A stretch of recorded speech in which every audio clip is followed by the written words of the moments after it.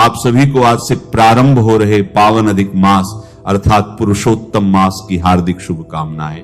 जिस मास को स्वयं भगवान श्री हरि ने अपना नाम देकर अलंकृत किया हो, उस मास की महिमा कितनी दिव्य, कितनी पवित्र और कितनी कल्याणकारी होगी, इसका पूर्ण वर्णन शब्दों में कर पाना अत्यंत कठिन है। यह केवल एक अतिरिक्त मास नहीं, बल्कि भगवान पुरुषोत्तम की विशेष कृपा प्राप्त करने का दुर्लभ अवसर है।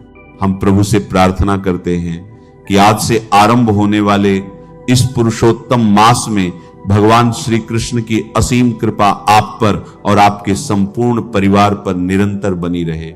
आज के इस शुभ, पावन और मंगलमय प्रातः काल में हम पुरुषोत्तम मास महात्म्य की पवित्र कथा श्रृंखला का शुभारंभ कर रहे हैं। इस मास की महिमा का अत्यंत विस्तार से वर्णन मिलता है और उन्हीं दिव्य कथाओं का श्रवण हम प्रतिदिन प्रातः काल करेंगे। आज 17 मई 2026 रविवार अधिक ज्येष्ठ मास की प्रतिपदा तिथि है। आज प्रातः 5:29 पर सूर्यदेव का उदय हुआ। दोपहर 2:32 तक कृत्तिका नक्षत्र रहेगा और उसके बाद रोहिणी नक्षत्र प्रारंभ होगा। अतः आज से आरंभ होने वाले इस विशेष आध्यात्मिक मास के लिए आप जो भी संकल्प लेना चाहते हैं उसे प्रातः काल भगवान श्री हरि को साक्षी मानकर अवश्य ग्रहण करें। चाहे वह नाम जप का नियम हो, कथा श्रवण का संकल्प हो, दान, व्रत, संयम या किसी बुरी आदत का त्याग, इस मास में लिया गया प्रत्येक शुभ संकल्प अत्यंत फलदायी माना गया है। नियम पूर्वक साधना करते हुए आइए अब पुरुषोत्तम मास की इस पावन कथा श्रृंखला का आरंभ करें। आइए श्रद्धा और भक्ति के साथ आज की अधिक मास व्रत कथा का श्रवण करें। वंदे वंदार मंदारम वृंदावन विनोदितम वृंदावन कलानाथम पुरुषोत्तमम दभुतम। कल्प वृक्ष के समान भक्तों की सभी मनोकामनाएं पूर्ण करने वाले, वृंदावन में मधुर लीलाएं करने वाले, अनंत कलाओं के स्वामी श्री पुरुषोत्तम भगवान कृष्ण को सदैव प्रणाम करता हूं। प्राचीन काल में एक समय एक महान यज्ञ के आयोजन के लिए नैमिषारण्य तीर्थ में अनेक ऋषि मुनि एकत्रित हुए थे, जिनमें देवल, असित, रथितर, रुभु, कपिल, रम्य, गौतम, पैल, मुद्गल, सुमंत, पिप्पलायन, सुमति, धूम्र, हारित, पृथु, कौंडिन्य, वसु, बौधायन, सुष्ण, गालव, अगस्त्य, कात्यायन, कौशिक, अत्रि, झत, शक्ति, शंकु, संकृत, पंख, विभांडक, गर्ग, कणायु, शनि, जमदग्नि, धूम्प, मौन, भार्गव, भारद्वाज, कर्कश, शौनक, शतानंद आदि अनेक ब्रह्मनिष्ठ और वेदपाठी महर्षि अपने अपने शिष्यों सहित वहां उपस्थित थे। तीर्थ यात्रा करते हुए उसी समय सूत गोस्वामी भी अपने शिष्यों के साथ नैमिषारण्य की उस पावन भूमि पर आ पहुंचे। उन्हें देखकर सभी ऋषि मुनियों ने उठकर एक साथ अत्यंत विनम्रता और आदर के साथ उन्हें प्रणाम किया। सभी मुनिगण हाथ जोड़कर सूत गोस्वामी से कहने लगे, हे सूत जी, आप चिरायु हों, आपके लिए मनोहर आसन यहां उपस्थित है, कृपया आप इस पर विराजमान हों। सभी ऋषियों ने यथोचित आदर तत्कार से उनका सम्मान किया, अतिथि सत्कार किया और इस प्रकार कहकर वे ऋषि मुनि सूत गोस्वामी के पास बैठ गए। जब सूत गोस्वामी अपने आसन पर विराजमान हुए तो सभी ऋषि मुनियों ने सूत जी से कहा, हे सूत जी, आप जिस कथा को सर्वश्रेष्ठ सागर के रूप में मानते हैं और जो इस भव सागर को पार लगाने वाली है, वही कथा हमें सुनाइए। ऐसी कौन सी कथा है जो मनुष्य जन्म को सफल बना सकती है? आप कृपया करके यदि उचित समझें तो उसका विस्तृत वर्णन हमें सुनाइए। ऋषि मुनियों के विनीत भाव से कहे गए इन सुंदर वचनों को सुनकर सूत गोस्वामी ने कहा, हे मुनिगणों, मैं आपको एक ऐसी कथा अवश्य सुनाऊंगा। मैं सभी पुण्य तीर्थों का भ्रमण करता हुआ कुरु और जांगल देशों में होता हुआ हस्तिनापुर जा निकला था। वहां मैंने सुना कि महापुण्यात्मा राजा परीक्षित अनेक मुनियों के साथ अपने राज्य को त्याग कर गंगा तट पर आए हुए हैं। हे लस्सीगण, मैं वहां अपने मन की शंकाओं के समाधान हेतु गंगा जी के तट पर राजा परीक्षित के पास गया।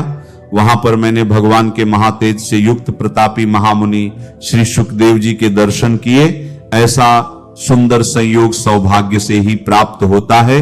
महामुनि सुखदेव गोस्वामी को जब अन्य ऋषियों ने दूर से आते हुए देखा तो सभी एक साथ खड़े होकर हाथों को बांधकर उपस्थित हो गए। सभी ऋषि मुनियों ने सुखदेव गोस्वामी को उनके द्वारा बनाए हुए कमल कर्णिका के उच्च आसन पर विराजमान करवाया। ज्ञान के सागर के समान सुखदेव गोस्वामी महाराज उस आसन के ऊपर सभी दृश्य मुनियों के बीच में उसी प्रकार सुशोभित हो रहे थे मानो तारों के मध्य पूर्णिमा का चंद्र शोभायमान हो रहा हो। और इसी प्रकार पुरुषोत्तम मास महात्म्य के अंदर शुकदेव आगमन नामक प्रथम अध्याय यहीं पर संपूर्ण होता है। इस अध्याय की अगली कथा का श्रवण हम करेंगे हमारी कल की इस अधिक मास कथा श्रृंखला में। आइए अब हम सुनते हैं इस अधिक मास से जुड़ी हुई एक और सुंदर पौराणिक कथा। संध्या का समय था। वह स्त्री गायों का दूध निकालने जा रही थी, लेकिन उसे कहां पता था कि काल उसका पीछा कर रहा था। अचानक कहीं से एक जहरीला सांप आया और स्त्री को उसने डस लिया और पीछे रह गया। निस्सहाय और लाचार उसका बालक सिर्फ 5 साल की आयु का। लेकिन आखिर कौन थी यह स्त्री जिसकी ऐसे अकाल मृत्यु हो गई, और वह बालक अब उसका क्या होगा? कौन आश्रय देगा अब उसे? चलिए अधिक मास की इस विशेष कथा में श्रवण करते हैं श्रीमद् भागवतम से। यह सुंदर प्रसंग श्रीमद् भागवतम के प्रथम स्कंद के प्रथम अध्याय में श्लोक संख्या 3 में कहा गया है। निगम कल्पतरो गलितम फलम शुकमुखाद मृतद्रव संयुतम पिबत भागवतं रसमालयम मुहुरहो रसिका भुवि भावुका। अर्थात हे विद्वान जनों, वैदिक साहित्य रूपी कल्प वृक्ष के इस परिपक्व फल श्रीमद् भागवतम को जरा चखो तो सही। यह श्री सुखदेव गोस्वामी के मुख से निकला है, अतः अत्यंत रुचिकर हो गया है। यद्यपि इसका अमृत रस मुक्त जीवों सहित समस्त जनों के लिए पहले से ही आस्वाद था। तो चलिए श्रीमद् भागवतम नामक इस महान ग्रंथ को प्रणाम करते हुए आज हम सुनते हैं प्रथम भाग की कथा। सूर्योदय का समय था। वेदों के रचयिता श्रील व्यासदेव सरस्वती नदी में स्नान करके बद्रिकाश्रम के निकट शम्याप्रास में स्थित अपने आश्रम में ध्यानावस्था में बैठे थे। त्रिकालज्ञ होने के कारण वे आने वाले कलयुग के दुष्प्रभाव को स्पष्ट रूप से देख पा रहे थे। आने वाले समय में मानव समाज के लिए कल्याणकारी और उपयोगी सभी वेद और पुराणों का वर्गीकरण और रचना करने के बाद भी उन्हें अपने मन में कुछ अधूरेपन का अनुभव हो रहा था। इस पर विचार ही कर रहे थे कि इतने में उनके गुरु और भगवान के शुद्ध भक्त नारद मुनि उस स्थान पर आ गए। उन्होंने अपने पूज्य गुरुदेव का यथोचित अतिथि सत्कार किया, उन्हें प्रणाम किया और उन्हें आसन प्रदान किया। नारद मुनि अपने शिष्य की मनोदशा को समझ चुके थे। उन्होंने व्यासदेव से कहा, हे पराशर नंदन, निःसंदेह तुम आत्म साक्षात्कार के स्तर को प्राप्त कर चुके हो। तुमने वैदिक सिद्धांतों का यथोचित विवरण प्रतीत किया है। क्या तुम उससे संतुष्ट नहीं हो? तुम्हारे मन में यह निराशा कैसी? अपने गुरुदेव के इन वात्सल्यपूर्ण वचनों को सुनकर श्री व्यासदेव ने कहा, हे गुरुवर, आपने सत्य कहा। इतनी महान उपलब्धियों को प्राप्त करने के बाद भी मैं असंतुष्ट हूं। आप तो असीमित ज्ञान के भंडार हैं। कृपया मेरी इस निराशा का कारण स्पष्ट करें प्रभु। इसके उत्तर में नारद मुनि ने कहा, हे वत्स, ऐसा कोई भी ज्ञान और सिद्धांत जो परम भगवान को संतुष्ट नहीं करता उसे अर्थहीन माना जाता है। तुमने अपने ग्रंथों में धर्म, अर्थ, काम और मोक्ष को तो प्रस्तुत कर दिया है, लेकिन तुमने पूर्ण पुरुषोत्तम परम भगवान की कीर्ति तथा उनकी अद्भुत दिव्य लीलाओं का वर्णन नहीं किया। जो ज्ञान भगवान के साकार पहलू को निर्दिष्ट नहीं करता, वह आत्मा को पूर्ण संतुष्टि कैसे प्रदान कर सकता है? इसलिए तुम परम भगवान की दिव्य लीलाओं पर मनन करके एक ऐसे अनोखे ग्रंथ का निर्माण करो जिसे सुनने मात्र से लोग भवबंधन से मुक्त हो सके। अब मैं तुम्हें अपने पूर्व जन्म का वह रहस्य बताता हूं जो शुद्ध भक्तों और साधु संघ की महिमा का गान करता है। इतना कहकर नारद मुनि ने अपने पूर्व जन्म की कथा कहना प्रारंभ किया। यह प्रसंग ब्रह्मा जी के पिछले दिन में घटित हुआ था।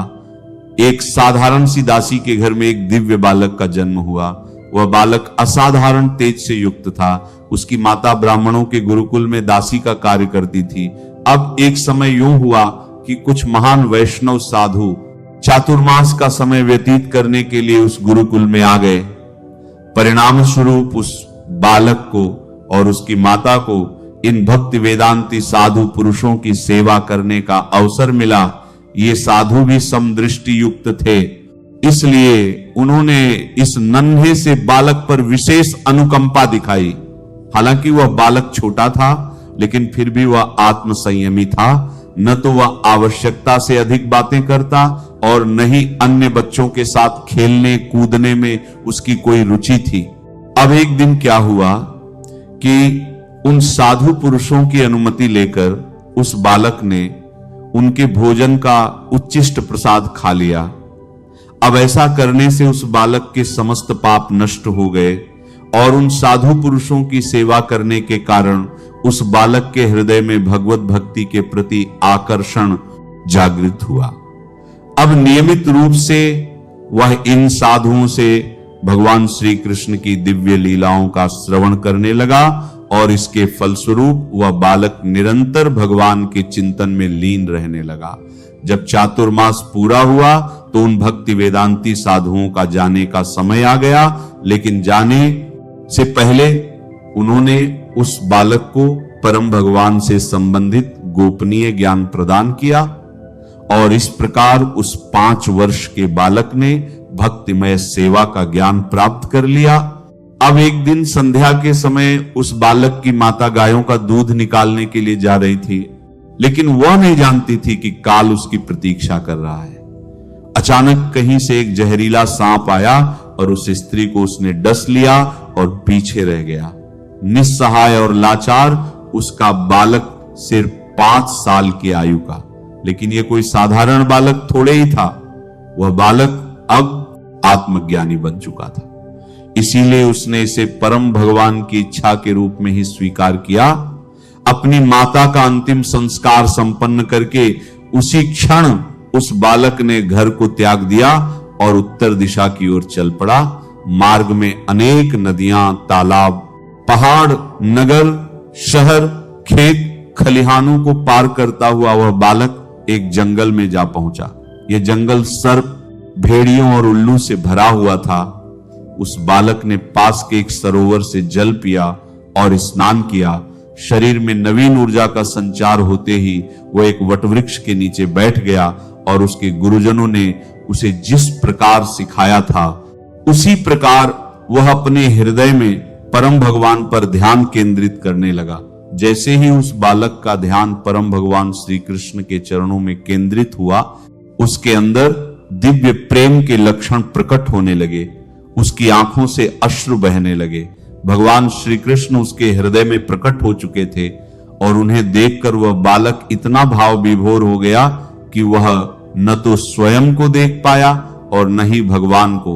जब भगवान उसके हृदय कमल से अप्रकट हुए तो वह बालक अत्यंत विह्वल हो उठा और बार बार उन्हें देखने का प्रयास करने लगा।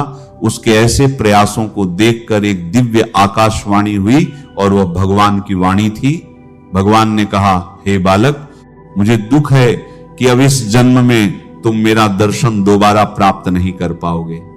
कोई भी मनुष्य भौतिक कल्मशों से पूर्ण मुक्त हुए बिना मुझे प्राप्त नहीं कर सकता, लेकिन मैं तुम्हें आश्वस्त करता हूं कि तुम्हारी भक्ति में कोई बाधा नहीं आएगी। इस शरीर का त्याग करने के बाद भी तुम्हारी स्मरण शक्ति यथावत बनी रहेगी और इस भौतिक संसार को त्यागने के बाद तुम मेरे पास आध्यात्मिक जगत में आओगे। भगवान के इस दिव्य वाणी को सुनकर उस बालक ने कृतज्ञता का अनुभव किया।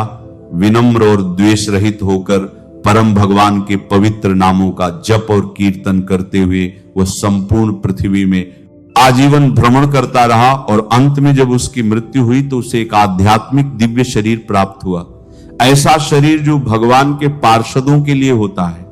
जब ब्रह्मा जी का दिन समाप्त हुआ तो भगवान नारायण प्रलय जल में लेट गए। संपूर्ण भौतिक जगत प्रलय में समाविष्ट हो रहा था।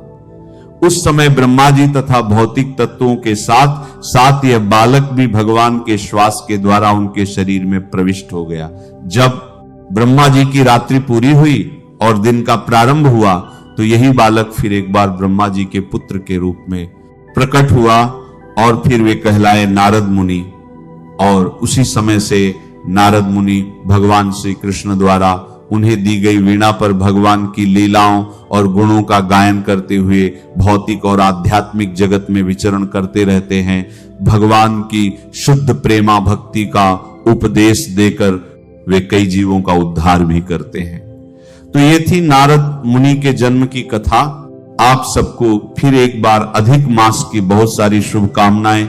भगवान श्री हरि की विशेष कृपा आप पर बनी रहे और आप इस अधिक मास के अंदर अधिक से अधिक आध्यात्मिक प्रगति करते हुए उनकी शुद्ध प्रेमा भक्ति को प्राप्त करें, यही प्रार्थना करते हैं। नमः शिवाय। श्री महालक्ष्मी नमः। नमो भगवते वासुदेवाय। जय मां सरस्वती। जय श्री कृष्ण। राधे राधे।